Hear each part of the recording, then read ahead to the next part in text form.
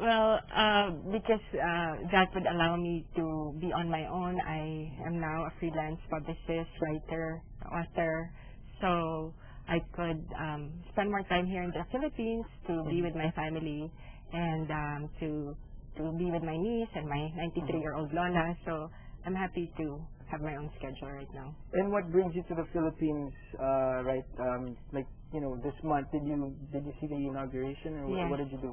Yes, I was asked to join the Overseas Filipinos for Good Governance, to join them and attend the inauguration. Why was it so important for you to join this type of group?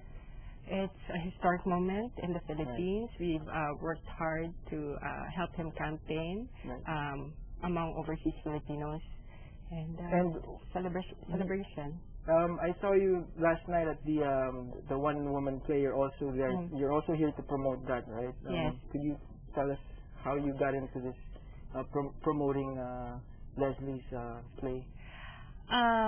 Well, I like writing about Filipino success stories, and I've written about Leslie Louis Sword and Laura Nicolas in a cover story for Filipinas magazine. And then, you know, people read it, and then they ask me to write about them. So then, people have subsequently hired me to promote their endeavors. So, any advice to young, up-and-coming professionals who have that American dream or have that dream of working abroad? What would be your best advice? Kaya mo yan, you know, just to be encouraged and to always be nice to people. Always be nice, because you always have to wish the best for the other. You know, the easiest thing to do is to be happy for other people's success. So I don't know why other people find it so hard, right? And usually when we have a goal, the question is, how do I do it?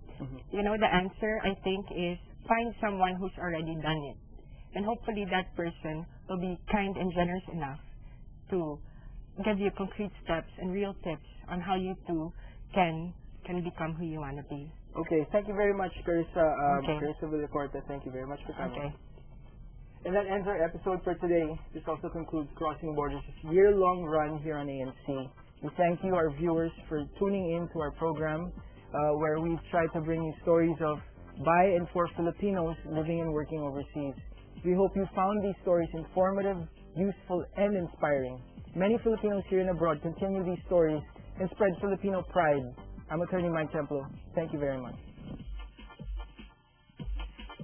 Joining us tonight is Peter Vermeulen. He's the outgoing South African ambassador to the Philippines. I actually tried soccer, but you know, I went back to basketball. Because you know, my generation, most Filipinos play basketball. Charlie Green was only 13 years old when he wowed audiences and the judges. If you have a dream, like keep going for it. Undersecretary Cynthia Carrion is now the destination of the year. Mr. Ramos spoke to me about how his global journeys have shaped his views. Ako ang pinaka-original overseas Filipino worker right after World War II. Taga-OFW.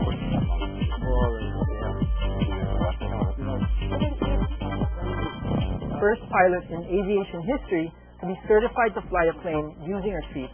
Went right into my mode of flying, and it was scary at first. Pinagbintangan ako ng amo ko na nagkuha ng pera nila.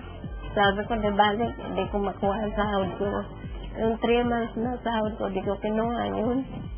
Pinabayaan ko yan. Therapist from the United States known as Luzaza posted a message on the Crossing Borders Multiply site. Na-inspire sa kwento ni Aling Elisa.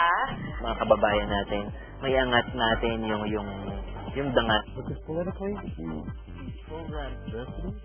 If I say adobo to a foreigner, he will know, you're Filipino.